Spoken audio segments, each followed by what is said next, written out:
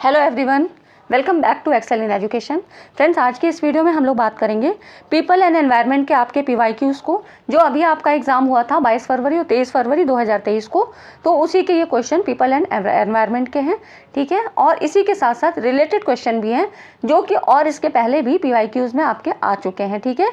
तो ये वीडियो आपके लिए बहुत हेल्पफुल होगी, आप लोग पूरी देखिएगा और साथ ही चैनल को भी सब्सक्राइब कर लीजिए। यदि पहली बार आए हैं, अभी तक आपने सब्सक्राइब नहीं किया है, क्योंकि जिन्होंने सब्सक्राइब नहीं किया उनकी संख्या ज़्यादा दिखती है और सब्सक्राइब वाले तो है ही हैं, ठीक है। तो अनसब्सक्राइब वाले ज़्यादा दिखते हैं, लेकिन आप लोग सब्सक्राइब कर लीजिए, क्योंकि ऐसे ही हेल्पफुल वीडियो आपको यहाँ से मिलती रहेंगी। और साथ ही टेलीग्राम चैनल को भी ज्वाइन कर लीजिए। तो चलिए स्टार्ट करते हैं और वीडियो को पूरा देखिएगा, क्योंकि यहाँ के जो क्वेश्चन है ना वो काफ़ी इंपॉर्टेंट है। यहाँ पर देखिए, पहला क्वेश्चन है, पर्यावरणीय खतरों से संबंधित जोखिम मूल्यांकन के निम्नलिखित कदमों को सही अनुक्रम क्या है, मतलब करेक्ट सीक्वेंस में लगाना है। Risk assessment related to environmental hazards. तो रिस्क असेसमेंट की बात कह रहा है। रिस्क असेसमेंट क्या होता है? जोखिम का निर्धारण करने के लिए उपयोग की जाने वाली प्रक्रिया के रूप में रिस्क असेसमेंट को किया जाता है, ठीक है। अब इसके जो है कुछ स्टेप होते हैं, ये 4 तरह के स्टेप होते हैं। जब अगर हम हैजार्ड्स की बात करते हैं, प्राकृतिक आपदाओं की बात करते हैं, तो इसमें 4 जो है स्टेप्स जो है किए जाते हैं। जैसे पहला होता है हैजार्ड आइडेंटिफिकेशन, फिर होता है एक्सपोजर असेसमेंट, तीसरा होता है आपका रिस्क कैरेक्टराइजेशन और फिर है रिस्क मैनेजमेंट, ठीक है। तो सबसे पहले अगर हम वैसे भी अगर आपको ये 4 ऑप्शन दिए, आपको क्वेश्चन नहीं भी आता है, तो सबसे पहले क्या करेंगे, कोई चीज़ आइडेंटिफाई करते हैं, है ना।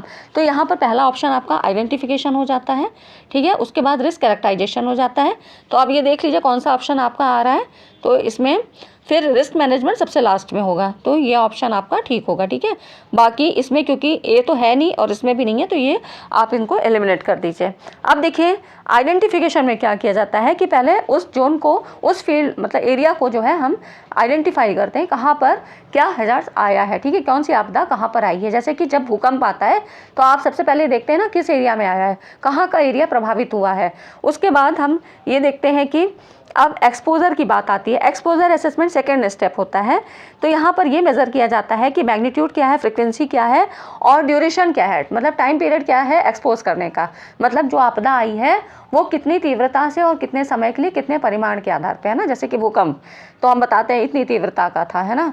तो रिक्टर स्केल पे उसको नापा जाता है, कई बार ये भी पूछा जाता है, ठीक है। उसके बाद हम क्या करेंगे, रिस्क कैरेक्टराइजेशन।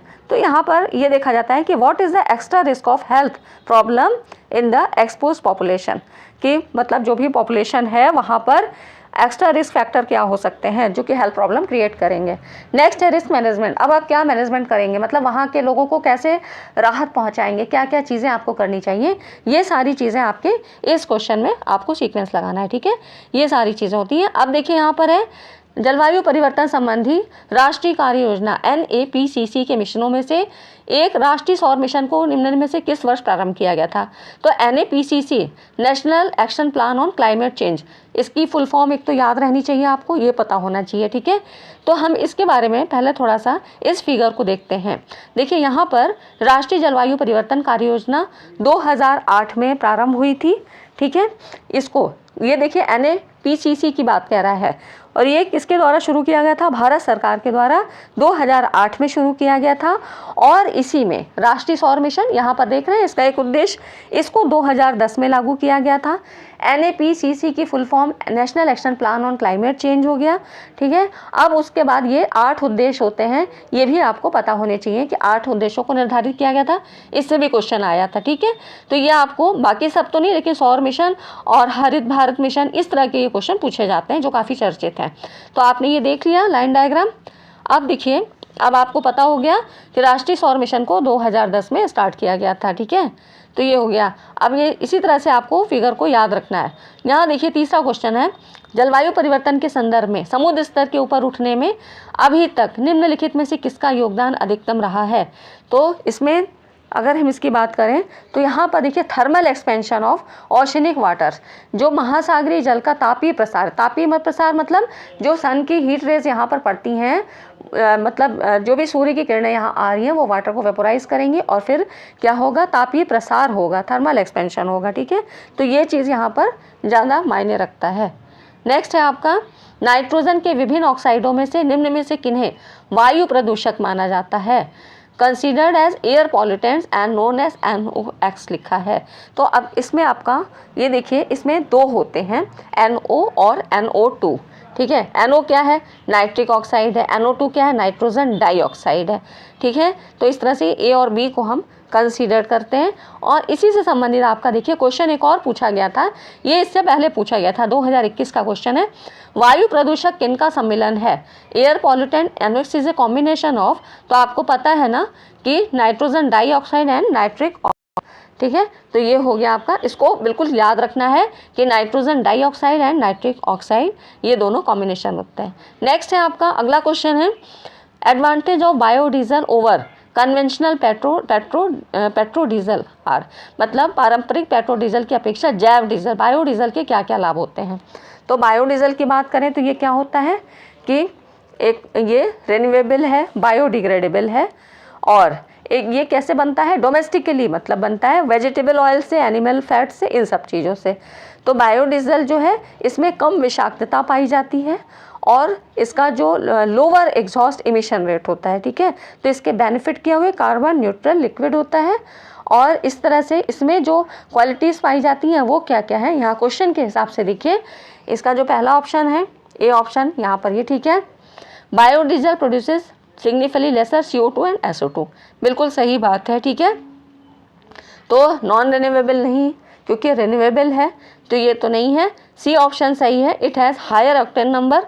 और उसके बाद डी है, इसे पेट्रोल डीजल के साथ किसी भी अनुपात में प्रयोग किया जा सकता है, किसी भी रेशो में इसको हम यूज़ कर सकते हैं, ठीक है। तो इस तरह से बायोडीजल से काफ़ी क्वेश्चन पूछे जाते हैं। ये ऑप्शन आपके सही होंगे, ये राइट ऑप्शन है, ठीक है। अब देखिए नेक्स्ट है, दो स्टेटमेंट दिए हैं, अंतर्राष्ट्रीय सौर संधि का दृष्टिकोण, प्रत्येक घर में चाहे वो कितना भी दूर हो प्रकाश होगा। दूसरा स्टेटमेंट कह रहा है कि अंतर्राष्ट्रीय सौर संधि का मिशन, हम सब मिलकर सूर्य को और अधिक दीप्तिमान करें। तो इनमें से एक भी सही नहीं है। थोड़ा सा हम अंतर्राष्ट्रीय सौर गठबंधन के बारे में जान लेते हैं। तो यहाँ पर देखिए, इन जो भी पॉइंट है ना, ये जो भी पॉइंट आपके यहाँ से यहाँ तक दिए हैं, इनको आप वन लाइनर ऐसे याद रखिएगा। अब मैं आपको इसको एक्सप्लेन कर देती हूँ। देखिए, अंतर्राष्ट्रीय सौर गठबंधन, इसको ऐसे इमेजिन किया गया था कि कर्क रेखा और मकर रेखा के बीच में सौर संसाधन संबंधन के रूप में किया गया था। और कितने देश? तो 121 देशों का समूह है, ठीक है। और कौन कौन ने इस गठबंधन की शुरुआत की थी? तो भारत के प्रधानमंत्री नरेंद्र मोदी और फ्रांस के पूर्व राष्ट्रपति फ्रांस ओलांद, ठीक है, फ्रांसवा ओलांद, इन्होंने संयुक्त राष्ट्र जो है परिवर्तन सम्मेलन के 21वें सन UNFCCC COP21 के दौरान की गई थी, ठीक है। यहाँ पर आप देखिए 30 नवंबर 2015 को स्टार्ट किया गया था। और संयुक्त राष्ट्र जलवायु परिवर्तन सम्मेलन पेरिस में हुआ था। किन के बीच हुआ था ये भी बता दिया। प्रथम शिखर सम्मेलन तो 11 मार्च 2018 को नई दिल्ली में हुआ था। सचिवालय कहाँ है?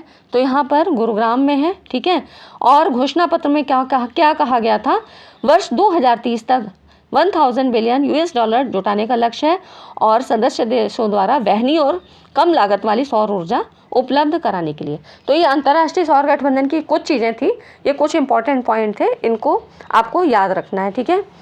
तो इस तरह से इसका उद्देश्य देश की विशिष्ट ऊर्जा की सुंदरता को पूर्ण करने के लिए वैकल्पिक ऊर्जा के संसाधन के रूप में सौर ऊर्जा के उपयोग को आगे बढ़ाना है, और इसीलिए इस गठजोड़ को मतलब किया गया था, ठीक है। तो ये कुछ चीज़ें आपको याद रखनी है। तो इसके अकॉर्डिंग ये दोनों ही स्टेटमेंट इनकरेक्ट हैं, ठीक है। बोथ स्टेटमेंट आर इनकरेक्ट, ठीक है। तो ये हो गया आपका। और यहाँ से क्वेश्चन कई बार पूछा गया है। एक तो ये कर्क रेखा मकर रेखा से पूछा गया, सचिवालय भी पूछा जा चुका है, और किन किन के बीच ये समझौता हुआ था कि प्रधानमंत्री मोदी जी और फ्रांस के राष्ट्रपति, ठीक है। तो इनको भी पूछा गया कि कौन व्यक्ति विशेष थे। नेक्स्ट है आपका, देखिए, फुल फॉर्म ऑफ IPCC, इसका फुल फॉर्म बताना है। IPCC का फुल फॉर्म क्या है? तो inter governmental panel on climate change, इसका ये फुल फॉर्म होता है। तो आपको ये पता है कि जलवायु परिवर्तन पर अंतर सरकारी पैनल IPCC ये जलवायु परिवर्तन से संबंधित विज्ञान का आकलन करने के लिए संयुक्त राष्ट्र की एक संख्या है, मतलब संस्था है, ठीक है। तो ये हो गया inter governmental panel on climate change, ये इसका सही आंसर होगा, ठीक है। कन्फ्यूज़न नहीं करना है, क्योंकि यहाँ पर देखिए जो चीज़ सही है वही। इसका गठन अगर बात करें तो 1988 में WMO विश्व मौसम विज्ञान संगठन और UNEP संयुक्त राष्ट्र पर्यावरण कार्यक्रम, यूनाइटेड नेशन एनवायरनमेंट प्रोग्राम, ठीक है, इसके द्वारा किया गया था। अभी वर्तमान में कितने सदस्य हैं? तो 195 हैं और इसका जो मुख्यालय है कहाँ है? स्विट्जरलैंड के जेनेवा में है, ठीक है। तो ये कुछ चीज़ें हो गई आपकी IPCC से संबंधित। बाकी मैं इनके सबके शॉर्ट जो है आपको नोट्स दूंगी ताकि क्योंकि आपको अंदर की चीज़ें पता लग जाएं, ठीक है। अब यहाँ पर देखिए AQI के क्वेश्चन है। यहाँ पे भारत में एयर क्वालिटी इंडेक्स के निर्धारण के लिए निम्न में से भिन्न आकार वाले कौन कौन से कणकीय पदार्थों की आवश्यकता होती है? पर्टिकुलेट मैटर्स जो है इसकी बात कह रहा है कि कौन कौन से ऐसे पर्टिकुलेट मैटर्स हैं। तो इसमें आपके जो होते हैं ये कौन कौन से हैं? तो वायु गुणवत्ता, अगर इसकी थोड़ी सी हम बात कर लेते हैं तो वायु गुणवत्ता सूचकांक एयर क्वालिटी इंडेक्स स्वच्छ भारत मिशन के अंतर्गत चलाई गई सरकारी पहल है, जिसे कब स्टार्ट किया गया? तो 2014 में यहाँ पर स्टार्ट किया गया था और इसको राष्ट्रीय वायु गुणवत्ता सूचकांक के अंतर्गत 8 वायु प्रदूषकों को शामिल किया गया है। यहाँ पे आपके आते हैं पार्टिकुलेट मैटर 1.0, PM 2.5 और उसके बाद है nitrogen dioxide NO2, sulphur dioxide, carbon monoxide, ozone, ammonia, lead, इस तरह से, ठीक है। तो अब हम इसकी बात करें तो यहाँ पे आपको कौन कौन से मिल गए? PM 2.5 और उसके बाद है आपका ये है PM 10, ठीक है। तो ये हो गया आपका PM 2.5 और मतलब आकार 10 माइक्रोन से कम जिसकी बात कह रहा है, ठीक है। तो ये आपका C ऑप्शन है और B ऑप्शन, ये दोनों ऑप्शन आपके ये ही इसके राइट आंसर हैं, ठीक है। और इसी से संबंधित एक क्वेश्चन और आपका पूछा गया था जिसमें कलर कोडिंग की बात की गई है। तो अब इसमें देखिए कलर कोड कहाँ है, क्योंकि वायु गुणवत्ता की जो 6 श्रेणियां हैं इसमें आपको ये मतलब ये बताती हैं कि अच्छा क्या है, संतोषजनक क्या है, मीडियम में क्या है, सबसे ख़राब क्या है, बहुत ख़राब क्या है और बिल्कुल ही गंभीर क्या है, ठीक है। ये सारी चीज़ें, तो इसका मैं एक वीडियो आपको दूंगी एयर पॉल्यूशन से संबंधित, उसमें सारी चीज़ें आपकी आ जाएंगी क्योंकि यहाँ से जो क्वेश्चन बनते हैं वो ज़रूर बनता है, ठीक है, एक क्वेश्चन ज़रूर पूछा जाता है। तो चलिए अब इसको हम मैच कर लेते हैं। तो यहाँ पर देखिए 0 से 50 जो आता है आपका, इसमें ग्रीन कलर आता है, ये आपका ग्रीन कलर में आता है, ये भी प्रीवियस ईयर का ही क्वेश्चन है, ठीक है। अब यहाँ 101 से 200 के बीच में आता है, ये आपका हरा और उसके बाद पीला, ठीक है, येलो कलर आता है। फिर 201 से 300 ये आपका नारंगी कलर, ठीक है, ये आपका नारंगी कलर आता है और उसके बाद ये सबसे ज़्यादा डेंजर रेड कलर, ठीक है। तो इस तरह से ये क्वेश्चन हो गया। फ्रेंड्स वीडियो पसंद आया तो वीडियो को लाइक ज़रूर करिए। अब देखिए लास्ट क्वेश्चन है ये आज का। यहाँ पर कह रहा है 2 स्टेटमेंट दिए हैं। विश्व के अधिकतर भूतापीय स्थल रिम ऑफ फायर के रूप में ज्ञात परिप्रशांत पट्टी में अवस्थित है। मतलब यहाँ पर कह रहा है Pacific belt known as rim of fire. Rim of fire या रिंग ऑफ फायर एक ही चीज़ है, ठीक है।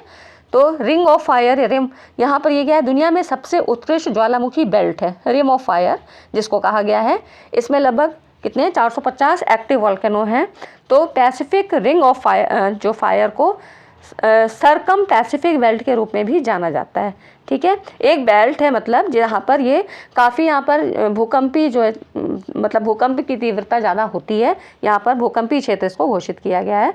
तो इस तरह से अगर हम बात करें तो यह प्रशांत महासागर मतलब पैसिफिक ओशियन के आसपास का एक क्षेत्र है जो विशाल ज्वालामुखी गतिविधियों से जुड़ा हुआ है, जिसके परिणामस्वरूप क्या है, भूकंप बहुत आते हैं।